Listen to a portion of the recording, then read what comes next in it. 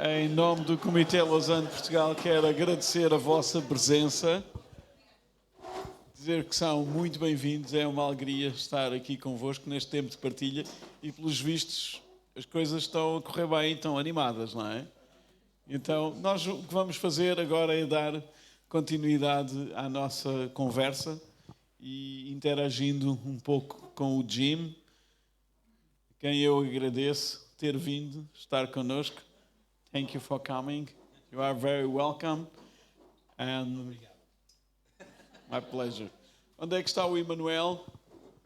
Emanuel, esposa, toda a igreja AD Transforma, muito obrigado pela vossa generosidade em nos terem proporcionado este jantar e aberto a porta da vossa casa e do vosso coração e que tem permitido que nós também aqui partilhemos um bocadinho uns com os outros. Muito obrigado.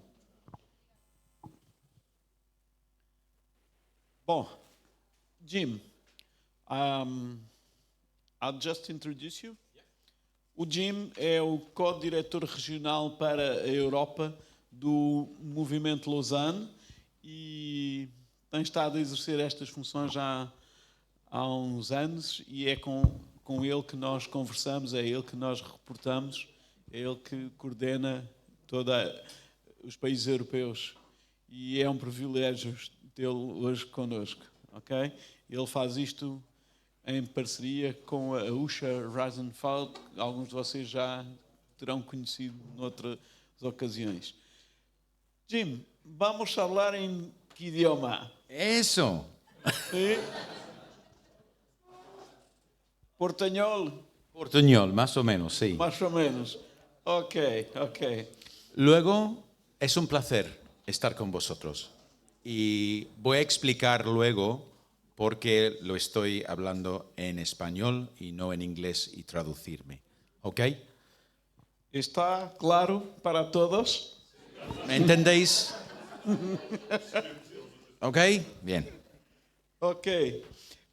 ¿Y por qué hablamos en español o castellano? Jim, cuéntanos un poco de tu experiencia en los años que has estado sirviendo en España. Ok. Pues soy británico, como es evidente, no solamente de mi acento, sino también de mi pinta. Y en el año 1994, mi esposa y yo entramos en una misión que se llama la Misión Cristiana Europea, que es una misión que también trabaja aquí en Portugal. Tengo algunos compañeros conmigo, entre ellos Emanuel y Francine. Y nosotros, Cristina, mi esposa y yo, con nuestra hija de 20 meses de edad, traspasamos a España y la España profunda de Andalucía, de Córdoba y un pueblo pequeño de 14.000 habitantes. Cuando llegamos no podía decir ni pío, no podía decir una palabra del castellano, entonces tenía que aprender desde cero. Tenía 27 años, había tenido una experiencia laboral anterior. Yo trabajaba antes en la empresa Kodak, no sé si os acordáis de Kodak, pues tenía mi carrera como técnico de fotografía. No soy fotógrafo, pero soy experto en una tecnología obsoleta. Entonces, si queréis saber cómo hacer, como decimos, fotografía analógica, Okay. yo soy tu hombre, ¿vale? Okay. Y pasamos a España, dejamos nuestras carreras y llevamos 30 años siendo sostenidos por la bondad de Dios y la generosidad del pueblo de Dios. Somos muy, muy agradecidos. Mi trabajo con Lausana no es remunerado, seguimos siendo misioneros, pero cedidos de la misión a Lausana para el trabajo que hago. Entonces, llegamos en 94 y después de un año de aprender el idioma, pasamos al pueblo. Y la verdad que España en el año 94 fue otro país, un país mucho, mucho más cerrado, no había apenas inmigrantes. Sí, algunos guiris, como llamamos en España, como digo, ingleses, holandeses, alemanes y nórdicos, ¿no? En la costa, pero en el interior nadie. Entonces, en el pueblo, cuando llevamos nuestro hijo al colegio, no sabían cómo tratar con un niño que no fuese de habla hispana de nacimiento. Entonces, ¿no has ido a Madrid, a las grandes ciudades? No, porque nuestra misión quería ir a donde no había nadie, Sí. donde no había obra. Entonces, en aquel entonces, en el sur de la provincia de Córdoba, trabajamos en 4 o 5 pueblos, en total unos 60.000 habitantes entre los 5 pueblos. Una España tradicional, sí, católica, cerrada. Yeah. Faz-vos lembrar alguma coisa? Y 15 años estuvimos ahí como pastores, evangelizando, discipulando, como explicaba en la mesa, también haciendo todo. ¿Sabéis? ¿No? Cuando estáis en la obra pionera, hacéis lo que sea para contactar con la gente. Yo me dediqué a la investigación histórica. Yo soy químico. Pero con tal de conectar con el pueblo, y como también comentaba, al final hay una calle con el nombre de un evangélico en el pueblo donde trabajamos por esta investigación histórica. Luego podéis preguntarme sobre eso. Ok. Então, descobriste que havia uma rua, uma calle, com o nome de um evangélico nesse povoado no interior de Córdoba.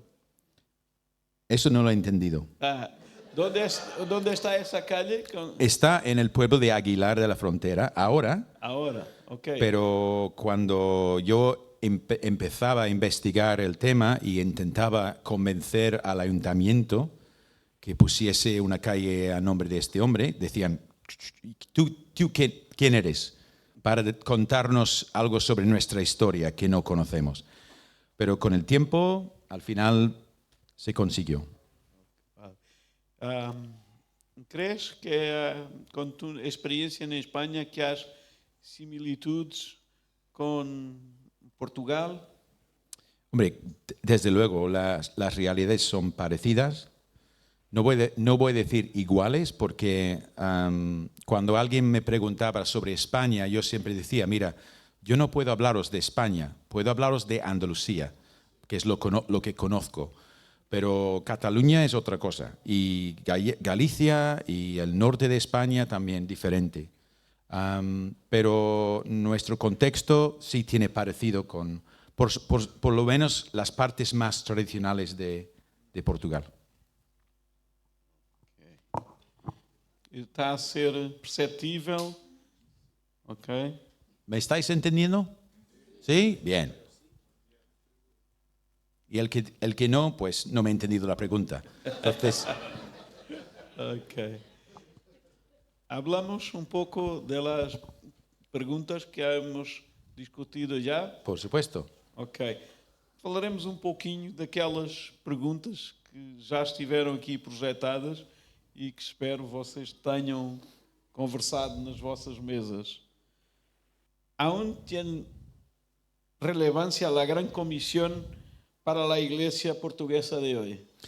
Evidentemente, hay una respuesta corta a esta pregunta, que sí, pero debo elaborar un poco, ¿no? Sí. Cuando yo tenía 20 años, mientras estaba estudiando química, hice un año de intercambio con una universidad americana y fui para un año allí, y durante el tiempo allí fui a una conferencia misionaria. Y por primera vez escuché la frase la Gran Comisión. No había escuchado esa frase jamás en mi vida. Y la verdad que me hizo mucho impacto toda esa conferencia, el llamado a los no alcanzados, el llamado a dar mi vida para algo que realmente vale la pena. Y en cierto sentido, pues desde allí mi vida cogió un rumbo que me ha llevado hasta hoy. Y en el año 91, ya casado, ya a punto de empezar nuestro viaje en un sentido, antes de empezar en el seminario, recomendaron que fuésemos para 3 meses para tener una experiencia misionera. E dónde? A Filipinas. Filipinas. Y nosotros en aquel entonces teníamos claro que estábamos yendo a los confines de la tierra. Como Dios había mandado en Hechos 1, ¿no? Jerusalén, Judea, Samaria y hasta los confines de la tierra. Pero lo que pasó fue que al llegar a los confines de la tierra, descubrimos que la iglesia iba muy bien. Que estaban plantando muchas iglesias, que había un hambre para el evangelio. Pelo Evangelho. Y se estaba sirviendo a los pobres. La verdad que fue impactante lo que vimos y gloria a Dios por lo que están haciendo. Pero volvimos a Europa y fue como entrar otra vez en el frigorífico. Okay. Y darnos cuenta de que los confines de la tierra están aquí. Están aquí. Y fue el momento de inflexión realmente para nosotros. Entonces empezamos en el seminario yendo, porque estábamos confusos, ¿qué quieres, Señor? Yendo a ambos grupos de oración. El grupo de oración para Oriente Lejano y el grupo de oración para Europa. Y básicamente durante el año íbamos a los 2 sitios pidiendo al Señor que nos orientara y cada vez más seguros de que Dios nos quería en Europa. Cada vez más claro que queríamos buscar un ministerio de plantación de iglesias en Europa. Y entonces nos pusimos en contacto con la misión. Y fue la misión que dijo, pues, ¿qué tal España? Entonces, toda esa historia realmente, porque el llamado de la Gran Comisión es un llamado a toda la iglesia. Y mañana voy a elaborar mucho más sobre esto. Hay un refrán en Lausana que fue una cosa... Un slogan. Sí, un eslogan que es de Billy Graham, pero se ha vuelto como un lema, ¿no? Un eslogan. Un lema. Llamando a toda la iglesia a llevar todo el evangelio a todo el mundo. Okay? Chamado toda a igreja a levar todo o Evangelho a todo o mundo. Y este es el llamado, esa es la gran comisión y recae sobre cada uno de nosotros hasta el Señor venga. Okay? Entendido? Então, muito pronto, has sido confrontado com os valores e princípios de Lausana. ¿Es una pregunta? Sí. Ah. ¿Me lo quieres hacer otra vez? Muy pronto, en tu juventud, has sido confrontado con muchos de los principios y valores de Lausana. En el seminario descubrí lo que era Lausana, pero a través de los libros y los trabajos que nos pidieron hacer. Pero luego yo fui a España y básicamente olvidé de Lausana.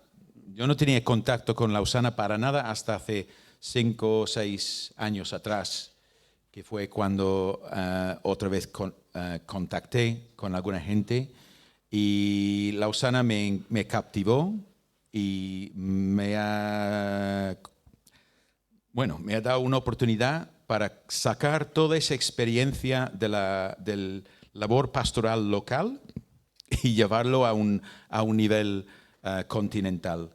Y la verdad que para mí es un enorme privilegio de estar aquí esta noche. Yo sé que mañana va a haber mucha gente, pero yo tenía muchas ganas de contactar con vosotros esta noche, de conocer a algunos de los pastores, de conocer vuestra realidad y gracias por organizar ese encuentro esta noche a todos los que habéis hecho de esfuerzo. Muchas gracias, ¿no? por haber venido. En los países europeos donde las iglesias evangélicas son escasas, como aquí en Portugal, ¿no deberíamos concentrarnos en evangelizar nuestra ciudad en vez de enviar misioneros al extranjero? Otra vez, hay una pregunta corta, una respuesta corta, y la respuesta corta es no. No. Una iglesia local desesperadamente necesita una visión global para ser una iglesia sana. Necesita tener una conexión con lo que está pasando en el mundo, saber que tenemos hermanos y hermanas que están padeciendo persecución real y orar por ellos, saber dónde hay las fronteras de los no alcanzados y considerar cómo podemos alcanzar a estas personas. Y creo que es cerrarte y decir, no, mi horizonte es mi ciudad y no más allá, es condenar tu iglesia a desaparecer a largo plazo. Porque eso no es la iglesia de Jesucristo. La iglesia de Jesucristo es una iglesia que tiene visión mundial. ¿Cómo ves todo ese intercambio de culturas, de personas, de tradiciones que están a interagir con Europa en ese momento? No sé si esa es la tercera pregunta, no creo, es una pregunta suplementaria. Ok. Oye, perdona por mi sentido de humor, ¿eh? Lo siento. España me ha moldeado un montón, pero mi humor británico viene en el ADN, ¿no? En fin. La verdad es que es complejo, porque por un lado podemos ver la mano de Dios. No es accidente que hay millones de cristianos del mundo mayoritario en Europa hoy. No es accidente. Dios ha traído millones de misioneros potenciales a Europa, a través de formas irregulares a veces, pero están cuidando de nuestros mayores, están limpiando en los hospitales, están siendo médicos y enfermeras en los hospitales. Hay un ejército de Dios aquí por la inmigración. Y sin embargo, también es un enorme desafío, porque al lado también han venido mucha gente del mundo musulmán. Yo no soy catastrofista, ¿vale? Sí, yo no veo esto como una cosa catastrófica. Lo veo como una oportunidad para alcanzarles con el Evangelio. Pero tampoco soy inocente, ¿no? Sé que hay que trabajar, ¿no? No van a conocer al Señor simplemente por inercia. Alguien tiene que predicar el Evangelio, alguien tiene que acercarse a ellos. Y volviendo al tema de la cantidad de cristianos que están aquí de otras partes del mundo, nosotros tenemos que hacer un esfuerzo particular. El motivo por el cual yo estoy hablando en español y no en inglés ahora mismo es para ilustrar un principio clave para el entendimiento con las muchas iglesias de la diáspora, ¿vale? Estoy pagando un precio.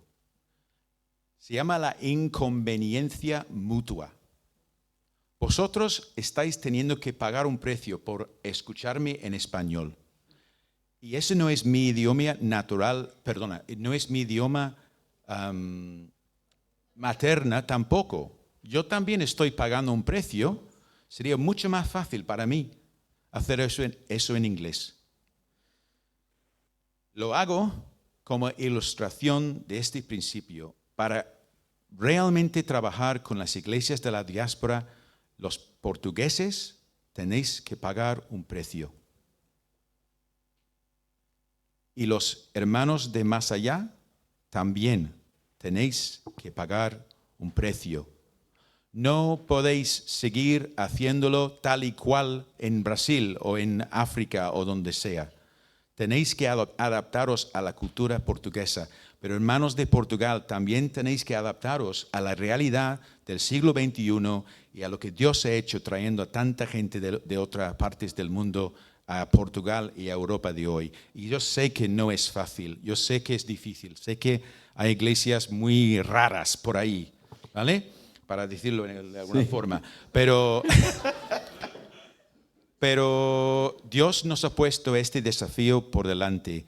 ¿Son parte del cuerpo de Cristo?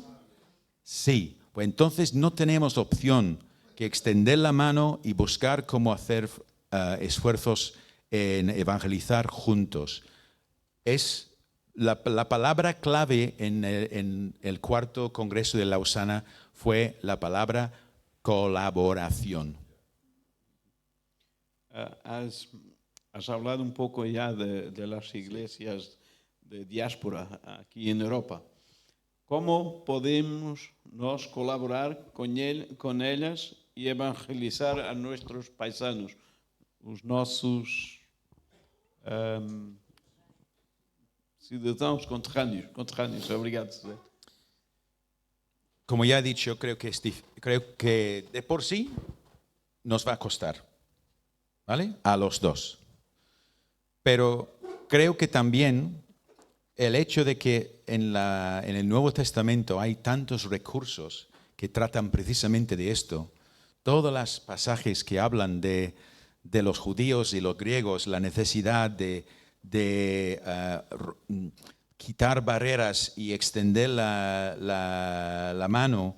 Y para mí, uno de mis capítulos favoritos de toda la Biblia es Romanos 16.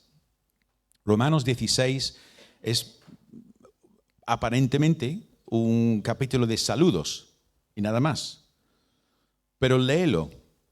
Y Pablo escribe a una iglesia en Roma que jamás ha visitado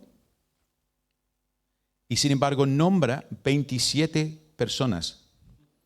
La mitad los considera colaboradores suyos de alguna forma. Y yo tengo apellido de memory y tengo la memoria fatal. Yo no puedo recordar los nombres ni de 27 personas en mi propia iglesia. No una iglesia que no he visitado. Pablo era increíble en esto. Él no trabajaba solo. Con cada viaje misionero multiplicaba el número de colaboradores que tenía. Trabajaba a través de otras personas y personas muy variopintas, personas de distintas culturas, personas de distinto trasfondo. Y supo movilizar, supo superar esas diferencias, ¿no? Entonces, sí es un gran desafío, pero también el Nuevo Testamento nos da pautas. Y creo, sinceramente, que también esto da testimonio, porque vivimos en una sociedad completamente rota por las barreras que hay. Si nosotros podemos mostrar con fraternidad que somos pueblo unido por encima de las diferencias culturales, que somos hermanos y hermanas en Cristo. Francine, tú y yo somos hermanos y hermanas. Nadie lo diría, ¿no? Pero tú eres mi hermana. Incluso tengo una relación más estrecha con ella que con mi propia hermana de carne, porque mi hermana de carne no es creyente. Entonces, esta realidad, si la podemos mostrar al mundo, creo que eso podría ser un testimonio fuerte en Europa de hoy, con tanto enfrentamiento, tanta política de nacionalismo populista. Sé que tenéis elecciones a la vuelta de la esquina, ¿verdad? Y esto está en el aire en toda Europa, el movimiento anti-inmigrante. Pues si el pueblo de Dios puede ser realmente lo que somos, puede ser un fuerte y poderoso testimonio.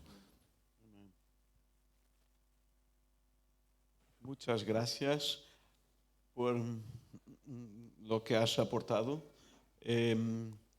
Estamos cerca de nuestro tiempo de finalizar, pero si alguien tiene alguna cuestión que le gustaría preguntar, pues díganos.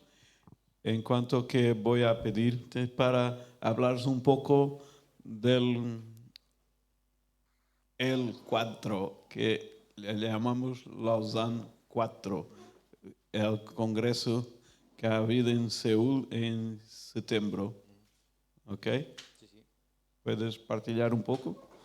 ¿Antes de la pregunta o...? Antes de la pregunta y para que alguien nos faça llegar la pregunta. Alguém que queira fazer a pergunta, manda um bilhetinho para aqui ou um SMS. Hombre, el cuarto Congreso de Lausana reunió unos 5.400 personas, más o menos, de más de 200 territorios y países del mundo. Es decir, que había gente casi de todos los lados. Había unos, creo que no había nadie de Mónaco, ni de... Bueno, Vaticano? ¿de dónde? Do Vaticano? Del Vaticano tampoco, no. Pero con contadas excepciones había de todas partes. Y creo que y parece una obviedad, pero ver la iglesia global, unida, fue algo impactante. Porque eso establece un nuevo marco para lo que es la iglesia. Es maravilloso escuchar testimonios de personas de tantos sitios, personas, hermanos, como he dicho ya, sufriendo persecución, pero hermanos también contando de avivamientos, experiencias que Dios les ha dado. Y todo esto creo que, como para mí personalmente, llevo a casa esta visión de la iglesia global. Ya he dicho lo de la colaboración y creo que hay que subrayarlo. Creo que fue desde el principio a fin el mensaje. En la primera noche, Michael O, que es el director general de Lausana a nivel mundial, él citó primero de Corintios y hablando del cuerpo de Cristo, nos recordó estas palabras que dijo Pablo sobre este tema. Esas palabras, I don't need you, son las 4 palabras que más daño, yo no te necesito, hacen muchísimo daño al testimonio cristiano y a la iglesia. Esto se ve en las divisiones en las iglesias, se ve en las divisiones entre las denominaciones, se ve en las divisiones que hay entre pueblos. Nos necesitamos.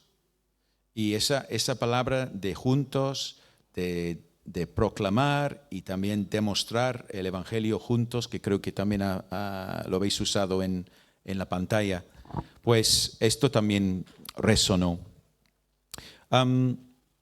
¿Qué más? Creo que voy a dejarlo allí para coger la pregunta, si hay. ¿Ok? Sí. ¿Preguntas?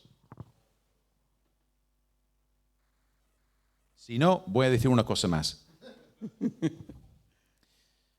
Pues en Lausana, Europa, nosotros estamos intentando levantar y fomentar los movimientos nacionales en cada país. ¿Por qué? Pues porque Europa no todos hablan inglés. Hay más de 30 idiomas nacionales y la gran mayoría de las iglesias nacionales pues usan su propio idioma para hacer iglesia. Entonces, no estamos escuchando muchas veces lo que dice el Señor a la iglesia en Europa porque solo estamos escuchando en inglés.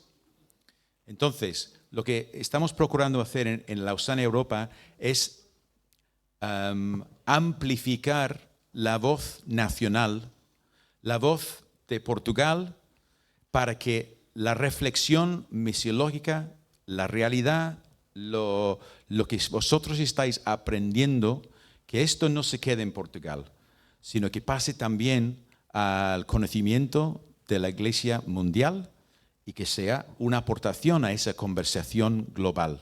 Entonces, los que estáis en el mundo académico, en los seminarios, e incluso los pastores, pero que estáis reflexionando sobre vuestro contexto, os animo a levantar la voz y a poner vuestros pensamientos también en la conversación global, no solamente dejándolo retumbar aquí en Portugal y no pasar las fronteras.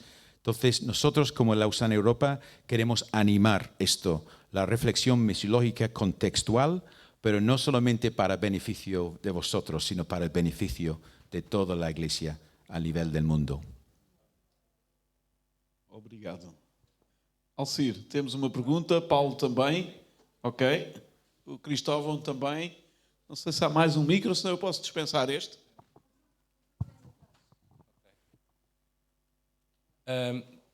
Não para meu esclarecimento, porque eu tive a oportunidade de estar em Seúl y acompañar, bueno, no para mí aclaración, porque has tenido la oportunidad de estar en Seúl y acompañar a Lausanne hace algún tiempo, pero de qué forma práctica, y para que la gente lo pueda entender, Lausanne promueve el slogan que ha tenido en Seúl, que es en portugués, que a Igreja anuncia y muestra Cristo unida.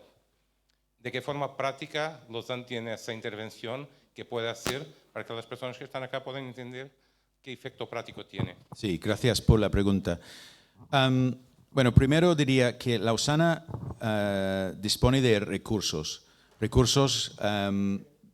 de 50 años de reflexión de los 4 congresos, pero también de muchos otros encuentros que ha habido a lo largo de esos años.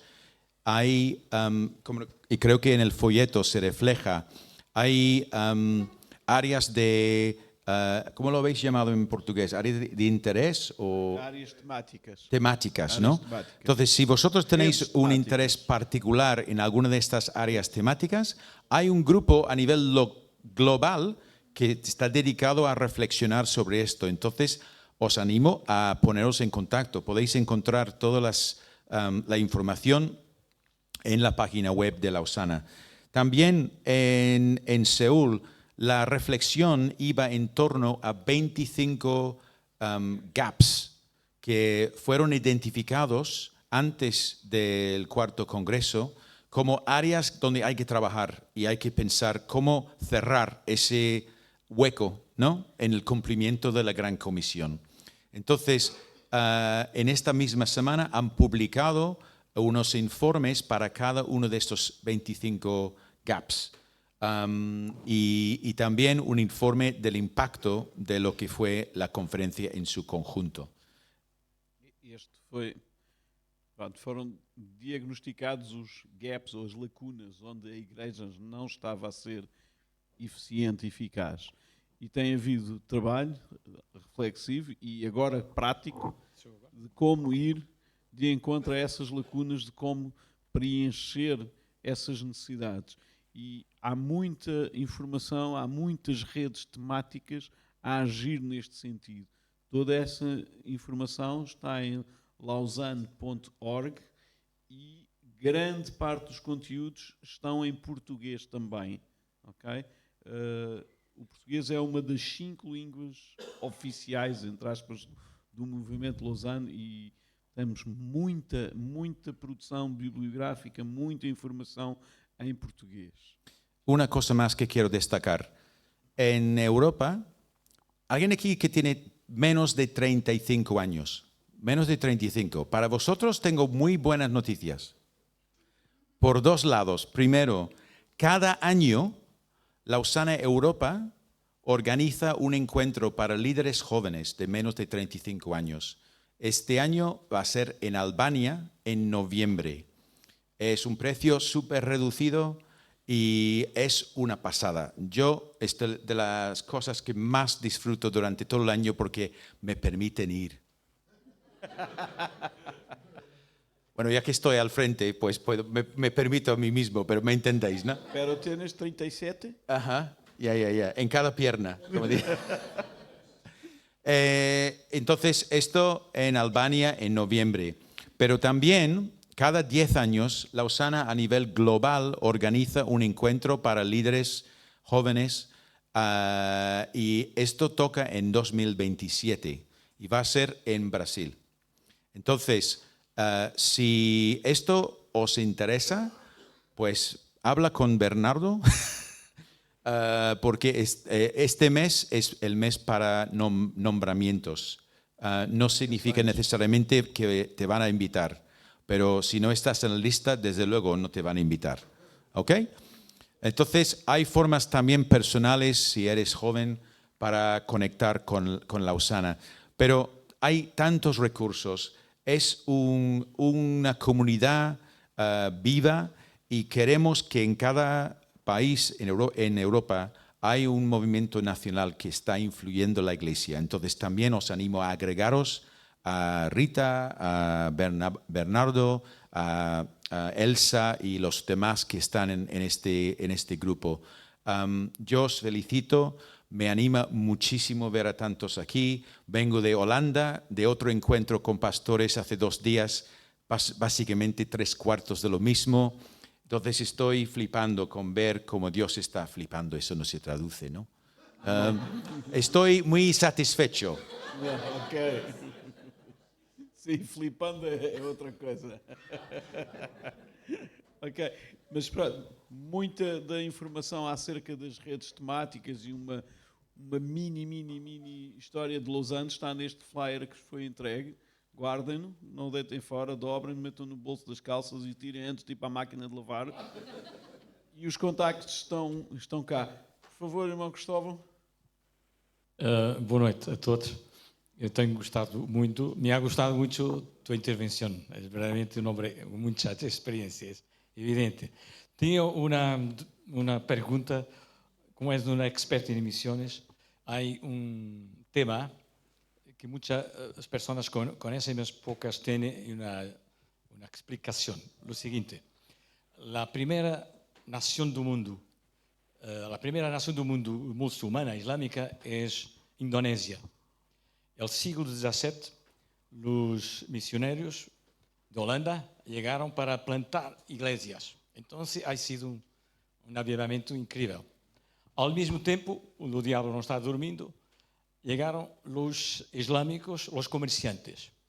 Entonces empezaron a orar en pleno mercado con sus tapetes virados para Meca y al fin de 300 años es la mayor nación, la más grande nación de Indonesia islámica, con más de 90% de islámicos. Y los cristianos pienso que no ultrapasan un dígito.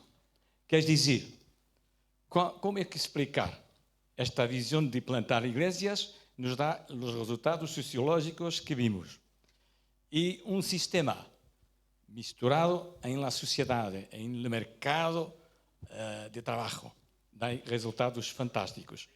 Que podemos pensar, com tua experiência, de um sistema centrado solamente em plantação de igrejas.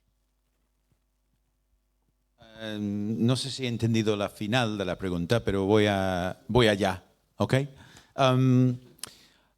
¿Es cierto lo que has dicho sobre la historia de Indonesia? Pero también puedes rebobinar más todavía a todos estos países del norte de África que en su momento eran lugares claves del cristianismo en los primeros siglos antes del Islam.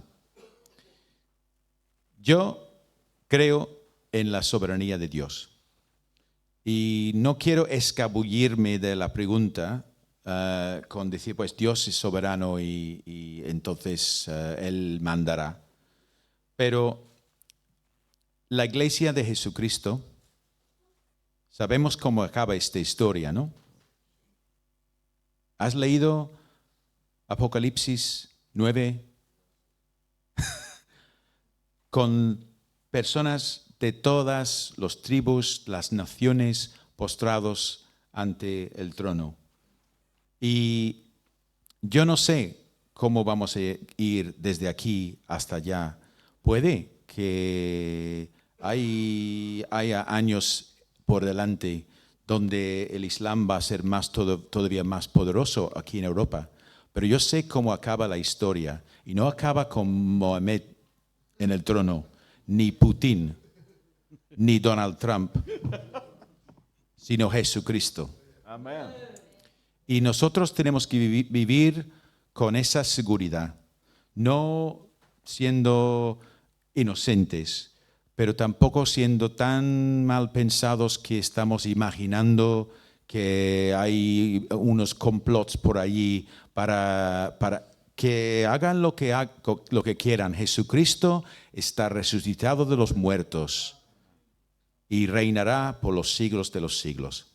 Entonces me agarro a esa verdad y eso es lo que me sostiene cuando no entiendo lo que Dios está haciendo, porque me imagino que los hermanos allí en Indonesia en aquel momento, viendo como lo que estaba pasando, seguramente clamaban al Señor y decían: Señor, ¿qué estás haciendo? Pero me agarro a esa verdad y es lo mejor que puedo contestarte. Obrigado.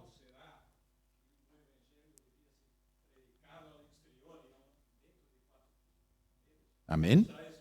Sí, tenemos que predicar en la calle. Eso.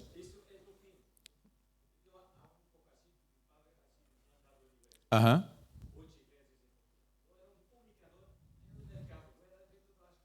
No. Amén.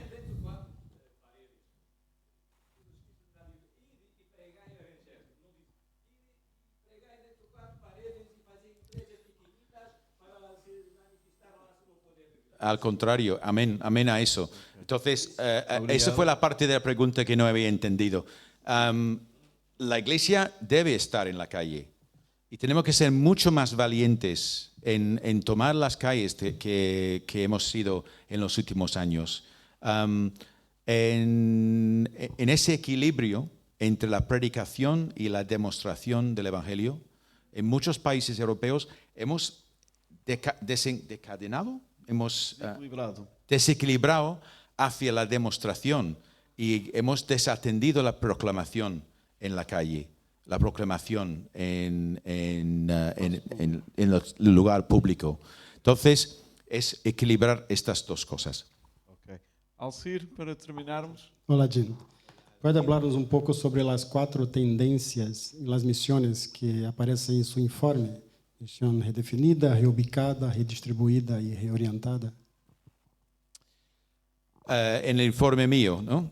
Pues la mayoría aquí no van a entender a qué refiere, pero el año 2021 escribí un informe sobre las misiones en Europa. Un relatorio, report. Un report, sí. Y en el informe había varios capítulos. En el primero trataba de describir la realidad, contexto general de Europa, mirando a través de una lente política, económica, social, medioambiental y tecnológico. Luego, en el segundo capítulo, trataba de ver lo que estaba pasando en el contexto espiritual, qué pasaba con el Islam, qué pasaba con el secularismo y qué pasaba con la reevangelización de Europa. Y porque hay una reevangelización ocurriendo en Europa de hoy. Y luego, en la otra parte, pues intentaba descifrar realmente lo que eran las tendencias en las misiones. Y eso es la pregunta que he hecho al CIR. Es decir, en los últimos 50 años que hemos visto. Y la verdad que no lo he leído en mucho tiempo, entonces me va a costar recordar lo que puse en el informe. Pero la verdad es que nuestra comprensión de lo que es la misión ha ido cambiando. Entonces, en Lausana incluso, esa tira y afloja sobre si es proclamación o demostración sigue en vivo. Realmente todavía hay personas que dicen no, hay que predicar más, y otros que dicen que no, hay que atender mucho más a la justicia. Pero esto hay que mantenerlo en equilibrio, y creo que es clave para un evangelismo saludable, que no desatendemos ninguno de los dos alas del ave, ¿no? Pero también ha habido un cambio en cómo se ha comprendido en cuanto a la localidad de la misión también. Y si es en evangelismo indígena o si es de ciudad y de global. Y creo que es un momento para volver a tener una visión local ahora mismo. No olvidar de que Dios ideó la idea de iglesias locales, no simplemente conexión con personas al otro lado del mundo, sino con personas con las cuales tienes que tratar todos los días. Entonces, te pido perdón, Alcier, porque no es una respuesta muy buena a la pregunta. Ese informe, ese reportaje, es de libre acceso. Podéis encontrarlo si ponéis Europe 2021 y mi nombre, lo vas a encontrar, y es gratuito. Y os lo recomiendo. Ok, ficou percebido. O relatório está disponível online. É só pôr Reporte da Europa 2021, Dream Memory, e podem aceder. Ok, Rita, Emanuel, ok. Então, Jim, muitas gracias, muito obrigado. Obrigado. Foi um prazer estar contigo aqui à conversa, e muito obrigado a vocês por terem estado.